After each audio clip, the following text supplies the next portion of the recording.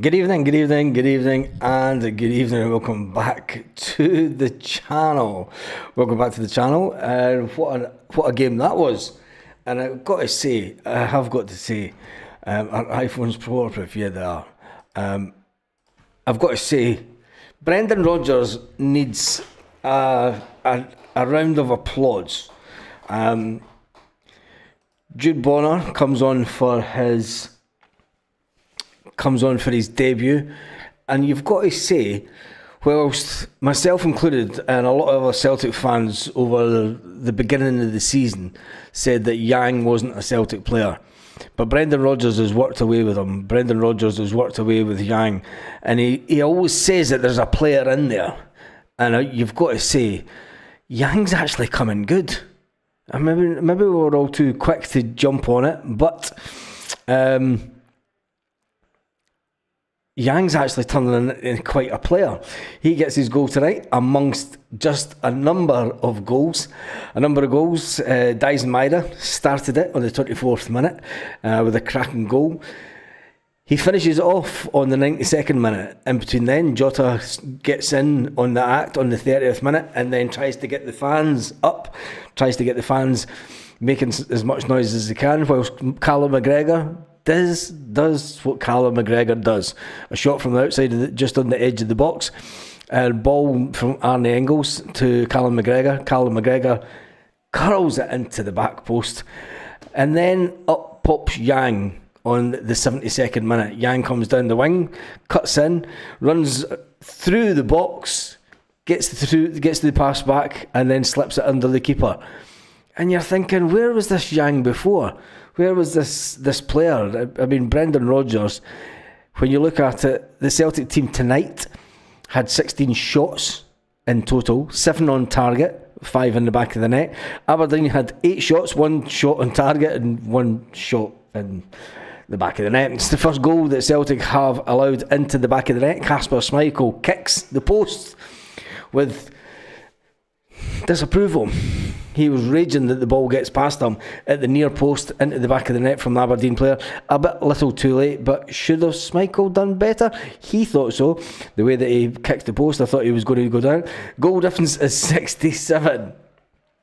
The goal difference is 67. It doesn't matter the goal difference now, really, does it? It doesn't matter the goal difference. We're on the march to the 55, and that is all that matters. We are sitting at the top of the table on 72 points after 28 games played. We've won 23 matches. We've drawn 3. We've lost 2. We've got a goal difference. We've got goals for 82. Can Celtic get over the 100 goal mark this season? That'll be one of the things that Brendan Rodgers wants to achieve this season. He'll want to score over 100 goals. There's only been 15 goals scored against Celtic all season. And then when you look at the goal difference right now, yes, it's on that iconic number, 67. Goal difference of 67. Rangers are on a goal difference of 32. Celtic are sitting on a points tally of 72. One step closer to the title. The original 55 is on its way. Yes, this is coming. Inward bound, the 55. Arne Engels. For everybody that said Arne Engels, complete waste of money, I'll tell you one thing, Arne Engels showed and has shown over the last couple of weeks exactly why Celtic paid the money that they did pay for him. Does it look like change now? Well, in the bigger picture, we'll find out over a few years. Brilliant win and real soft underbelly to Trusty. Needs to work on his weights. Talking about when Trusty obviously came off and then Liam Scales come on. And Liam Scales, let's face it, he allowed the players to get away to get the shot in. But it's a cracking result. Absolutely fantastic result. I'm not going to say that anybody was bad. I mean, there was 1 or 2 players that I think weren't at their best. One player in particular in the midfield, but it was an emphatic performance by Celtic. It had a resemblance to the 6-0 game. It had a little bit of resemblance to that. We weren't far off it. It was 5-1. An absolutely brilliant performance by Celtic to just show that this is our time. And it looks like Brendan has worked his magic again. He gets to this time of the season and he calls it Celtic time. And I'll tell you one thing, at home, we're completely unstoppable. Michael Malone says 50 or 100 on Maida to score any time. Never fails. Scales exposed again. Michael should have kicked Scales instead of the post. Anyone know Barry's position on allowing men in the changing rooms? What? What are you on about, vintage clips? Never mind. First 20 minutes was shocking, Baz. Yeah, the first 20 minutes was... well, you can't really say it was shocking, because do you know why people think it was shocking? It's because Aberdeen were having a go, rather than sitting back. And you've got to give credit to Aberdeen the way they were playing. There's been too many teams that'll come to Celtic Park and they'll sit back and they'll just try and defend for their life. They'll try and defend for their life. So I'm not going to criticise the performance of our players the first 20 minutes. You've got to give credit to Aberdeen for having a go. And let's face it, if Aberdeen had better finishers, the scoreline could have been a lot different tonight. Maida jogging home tonight. Flying Colin was listening to Chris Sutton on the telly. He said that Dyson will probably just run home after the game tonight. Sloppy, not shocking. Yeah, John, you're right. I think it was just a case of getting into the game. And could you say they're a little bit sloppy? If you say that we were sloppy, Aberdeen manager will be thinking, do you know what? We were too sloppy. We gave Celtic the run of the game. Maida is the man. Yes, Hatate struggled. Engans was brilliant. Yeah, Rio Hatate struggled again at Celtic Park, but is the best of the three. Here, Baldy gets along a gun. You're banned. Oh, looks like we've got a right one here.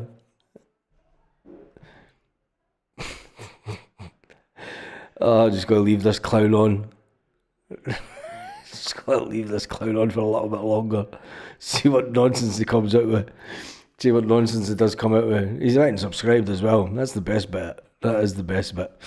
Anyway, Tamak says Stephen Kelly, he's already home. Yeah, he probably is that. I thought Scales was poor for the goal. Yeah, Chilpel, he was, wasn't he? He was really poor for the goal. Just hit the like button at 55. Lol, 5 wins to win the league. If that was us sloppy, God help the teams when we're on fire, says Joseph.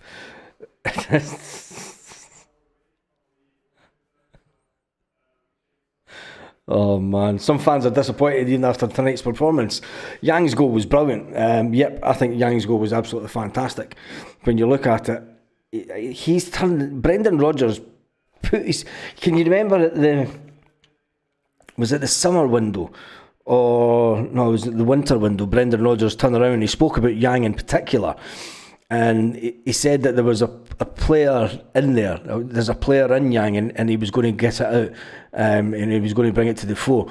And he said he was going to work on. He was going to work on the players that wanted to be here. In particular, Yang. He said he wanted to work on the players that wanted to be here. And I tell you one thing, he's getting his reward. He is getting his reward for Yang, because Yang's turning into. I mean, what did we pay for Yang? Because he's turning into a half decent player. Yang can definitely play. Lots of empty seats. It's a Tuesday night. Who's going to take their kids out on a Tuesday night to watch Aberdeen? And especially when you look at the amount of games that we've had since the beginning of January. So, do you know, I'm not going to complain about anybody having empty seats tonight, because people pay their cash, and if they've got kids, they've got season tickets, and there's loads of people who have kids with season tickets. And I tell you one thing, I never used to take the kids to games on a midweek game.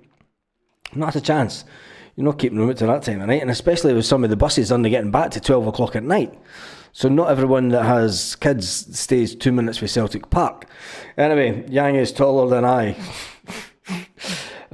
Most upset player, Casper. Yes. Thought McGregor was good tonight. McGregor's McGregor.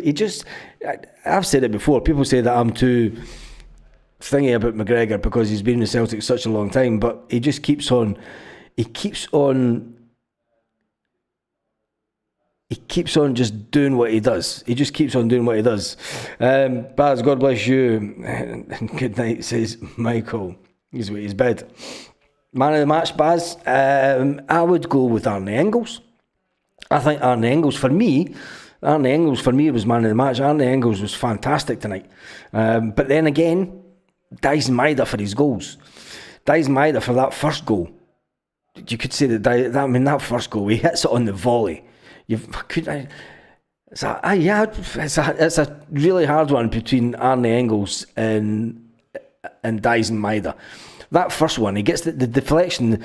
The Aberdeen player has a deflection, tries to get the ball away. Dyson Maida follows it, keeps his eye on the ball. You've got to watch Dyson because he's keeping his eye on the ball coming over. Doesn't take his eye off the ball. That's any young player that's coming through the game has to watch that, because too many young players just expect the ball to come over. It's where Dyson Maida's watching the ball coming over, and then that's when he attacks it. And he hits the volley. I mean, it wasn't a hard shot, but he just places it past the keeper. It was an absolute cracker of a goal for Dyson. And any young player that's watching the game and how to control the ball, it's not about, the hitting of the ball is the easy bit. It's watching the flight of the ball. And he did that absolutely brilliant. It's 5 a.m. in Vietnam. These kickoff times are killing me this season. I bet they are.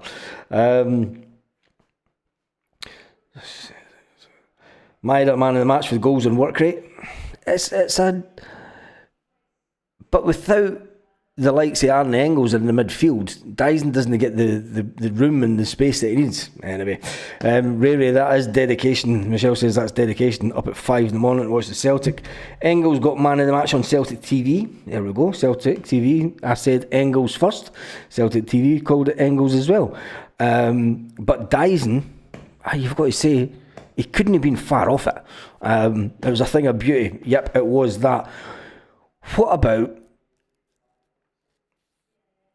Jota's goal? Chris Sutton said on the telly that Jota completely miskicked it. He completely miskicked it. I'm not buying that. I'm just saying that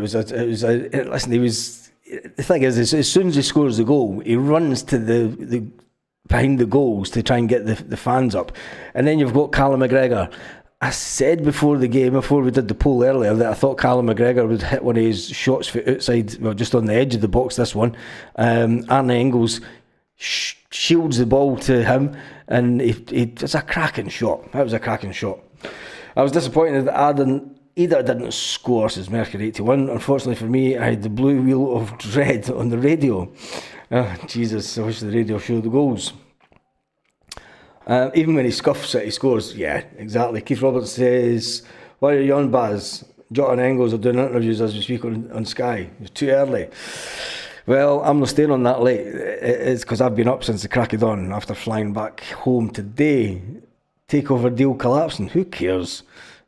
Who cares? Calmack's first shot was wild. Yeah, his first shot, it was a Rose Ed thing, wasn't it? But Calmack can come back, and that's what's good about Calmack.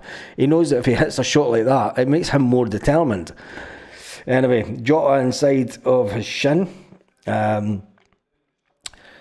What about the tackle? I mean, you've got to ask about Beaton. This is why there's no Scottish referees at European competitions, because I thought Beaton, there was some of the decisions that Beaton didn't act on. I mean, the one, Jota could have had a couple of the Aberdeen players booked. I think it was Dyson Maida, or was it Callum McGregor gets pulled? No, it was Jota, wasn't it? Jota gets pulled back. In European football, when Jota gets pulled back like that, European football, it is a foul all day long. But in Scotland, he hardly touches him. His hand's on his shoulder, and he pulls him. It might not be a fucking rugby tackle, but there's contact. There's absolute contact on the player. Get to bed, but says Stuart Ramsey. Yeah, give it another 10, 15. I'm going to give it to, I said to the missy, they're going for 20 minutes. Going for 20 minutes, and that's what I'm doing. Cheating, beating's a bell end. Yeah, it is that. Let's see how the media are reporting it. After Celtic 1, Celtic 5, Aberdeen 1. at the end of that game. They extend their lead to the top of the table. Celtic FC have reported it on their own website already. It's the quickest thing that they do. Celtic are saying that Celtic extend the lead to the top of the Scottish Premiership to 16 points with an emphatic win over Aberdeen. Goals from Jota, Callum McGregor, Yang, Dyson Maeda. Double gave Brendan Rodgers' side a comfortable victory as they return to winning ways following the weekend defeat to Hibernian. It was Aberdeen that started the match on the front foot as they spurned 2 early chances to take the lead. First was the break down the left, and which saw the ball. It was blocked by Casper. Then a pass from Celtic keeper was intercepted by Kevin Nisbet, who hit it wide. Jimmy Thielen's side had a couple of chances that they missed. Dyson Maeda scores in the 24th minute. Absolutely fantastic for him. The possession was 69%. We'll just check it on the stats. Possession was 70% to Celtic, 30 to Aberdeen. There were 776 passes by Celtic, only 338 by Aberdeen. The pass accuracy from Celtic was really good tonight. It was 90%. It was up a little bit from, it's usually around about the 87% mark, so it was up 3%, which Brendan Rodgers will be impressed with, because that means that the passing isn't being wasted. Aberdeen's passes was 75% pass accuracy.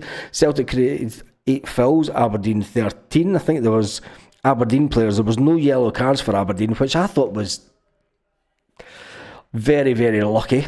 There was a yellow for Celtic, we all know who that was. And there was no offsides for Celtic. There was 3 offsides for Aberdeen. There was only the 4 corners for Celtic and 3 corners for Aberdeen. Sloop. What did you think of Sloop? Let me just see. But other teams that beating refs are not wearing the hoops. Yep, Carmack booked, first player to be booked tonight. Yes, he was the only player to be booked. No way Engels man of the match. The amount of times he gave the ball away, really. He lost the ball. Worst players were Trusty, Cameron Carter-Vickers, Kuhn and Engels. Says Utopia. Were you not watching Rio Hatate? That's a strange one. The worst players were Trusty, Cameron Carter-Vickers, Kuhn and Engels. That's a strange one. You must have blinkers on when you see Rio Hatate on the pitch. That's all I'm saying. Scales is great. He was a bit sloppy. One mistake and it's 5-1.